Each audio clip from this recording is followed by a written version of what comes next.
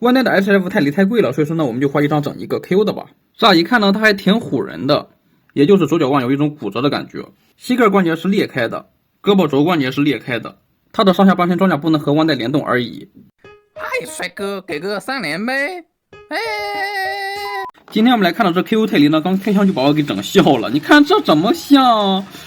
扑克牌呀？不是，我就不能理解了，卖家是故意的吧？就不能这样摆吗？这个 KO 泰梨呢，可以看到盒子的图案呢是和万代比抹掉了那些 logo， 然后就是开盒的方式也变了。万代它是从侧面开盒嘛，它呢是和 KO 的霸牛一样，是从上面开盒的。但是即便它是从上面开盒，也并不能代表它和 KO 的霸牛是一个厂的。因为呢，做玩具的和做包装盒的不是同一个厂子嘛。但是呢，这次 KO 泰梨的腿可以看到是和 KO 霸牛一样，缝隙超级大，然后就是超级的瘦狗。而泰梨的配件呢，可以看到是十分丰富的，有4对替换手型，然后这个是极狐的忍者形态替换件，然后就是这个登陆形态的泰梨替换件，还有一把武器。我之所以抱有一丝期望，认为它不是 KO 霸牛的厂，就是因为它这个腰带图案可以看到是阉割掉了，没有凸出来。但是现实呢是很残酷的，它就是和 KO 霸牛一个厂子，最明显的地方就是在于它的膝盖关节是裂开的。它这次呢不光是和霸牛一样，两条小腿这里的关节是裂开了，它这次就连大腿的也裂开了，而且是裂得更离谱。而且呢，这次不只是膝盖关节，就连胳膊肘关节也是裂开了。不过还好，我这2和4个胳膊肘呢，只有这么一个是裂开了，也就是说中奖的几率不算是太大。但是裂膝盖呢就不能避免了，而且呢，它也是和霸牛一样，连接方式呢是一个球形关节，并不是和万代一样是一个接近于方形的粗连接件。它还同时出了登陆还有马推的极狐呀，也就是说这厂子已经出了4个了，他们4个之间可以随意自由切换装，因为连接方式都是一样的嘛，不用非要和万代玩。这样的话，那我霸牛改了，万代连接方式不白改了吗？而且还没改好。所以这一个 KO 泰梨呢，就是上半身勉强能看，下半身呢是屎一坨。如果说你不把这一个忍者装甲当配件包给极狐用的话，还勉强凑合。但如果你考虑换装法的话，那就只能是买 KO 的霸牛还有极狐了，不然换不了。但是那3个呢，实在是做的外观就屎一坨。而即便这一个 KO 泰梨的外观在4个里面是做的最好的，这是对于远看来说，一旦离得近的话，真的是惨不忍睹。一会儿我们就可以看到，它的重量方面呢是58克，它身上可以荧光的地方就是眼睛透明零件，再加上身上的绿色和红色的涂装。这次 KO 泰梨的头雕从形上来说呢是没啥大问题的，因为 KO 嘛，只要是头雕对称就是赢了。但是它这些黑色的涂装呢，真是涂的又浅还又小一圈。你看它这底下呢还能看到复眼细节，然后就它的皮子可以看到，它就涂了一半，它这个凹陷区的这一块呢应该都是涂黑色的才对。而且呢 KO 泰梨因为需要换装嘛，所以飞边水口呢是又多又明显，细节方面呢也是既不锐利，而且呢飞边也超级多。身体上也是水口切的超级不干净，飞边呢也是多的很逆天。你每一次把玩都有可能看到一个新的逆天大水口。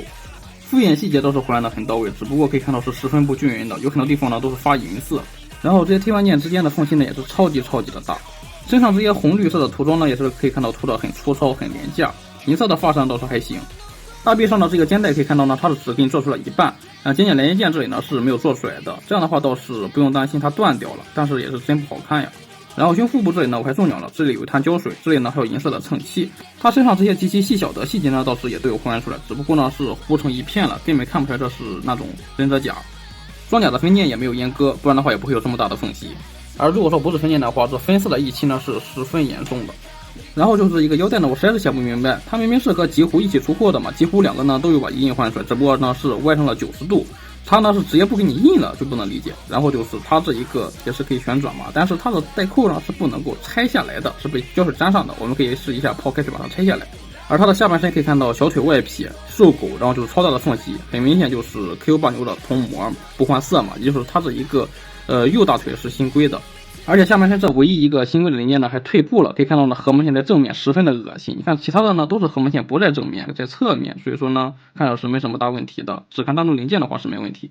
膝关节的这个巨缝倒是好说，你把它拆开扩一下孔再插回去就行了。但是呢你敢拔吗？它这么大的裂缝，你拔下来的话它直接就断成2片了，那所以说这个是真没办法修了，你就只能让它保持这么大的缝隙以及这么一个难受的外撇的小腿了。而且这次的脚踝我们还可以看到，这个右腿的是很正常，但是左腿的呢可以看到是往外撇了。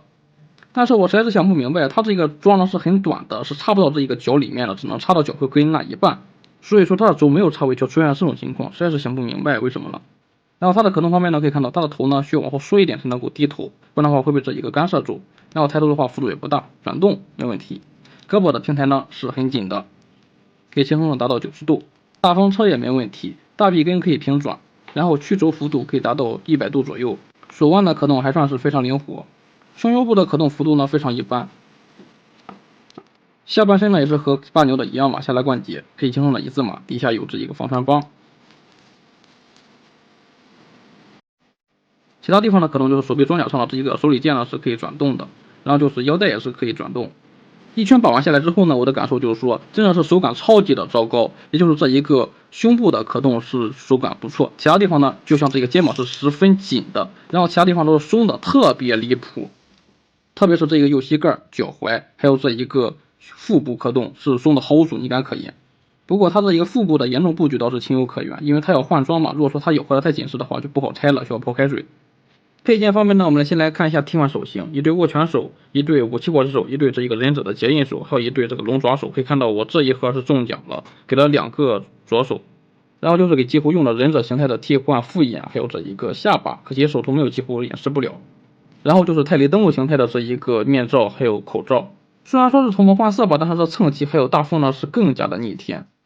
替换上之后呢，也是一样的大缝，看一下下巴底下这个妆都露出来了，有时候它组合都有问题，我们一会儿秀一下就行。Q 码它就是无论是数字再糟糕，武器都是勉强可以看的。你看这里有阴影还原出来了，然后就是它这一个轮子呢也是可以转动的，没有阉割，然后它还可以分体变成2把武器。我们来试着给它修复吧。首先身上这些水口呢，当然要清理干净了，不然的话实在是太难受了。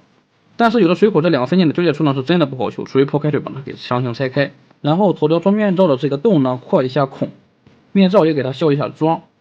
这样的话它就可以安装到位了。这样的话没有干涉了，面罩的缝呢也小了很多。武器方面也需要消一下这一个方形的妆，这样的话插拔就没有这么紧了，而且也不会有这么大的缝了。胳膊肘这里的大缝呢是没办法修的，因为它本身就是插到底了，它之所以有缝是因为受磨的原因。下半身咱也不修了，因为修了之后效果也不好，而且呢还容易弄断。然后我们给腰带还有右小臂泡1分钟的开水，这样的话就可以无伤把这些被胶水粘住的地方拆开了。这一个拆开的小臂呢也需要进行扩孔处理，这样的话，这样胶水把它粘回去呢，这一条大缝才会消失。然后你把这个大臂拔下之后，也会发现大臂这里的关节其实也是裂开的，就你妈离谱。所以说它的胳膊肘还有膝盖关节松动呢，我们就不用丙烯加固了，不然的话会加速它开裂。你看这里已经是裂出来一条缝了，估计玩上它几天呢，就会从这么一条小缝变成这么一条大缝。最后就是给这些漆面小瑕疵呢补一下色，这个绿色呢我是调不出来，我也没什么好办法。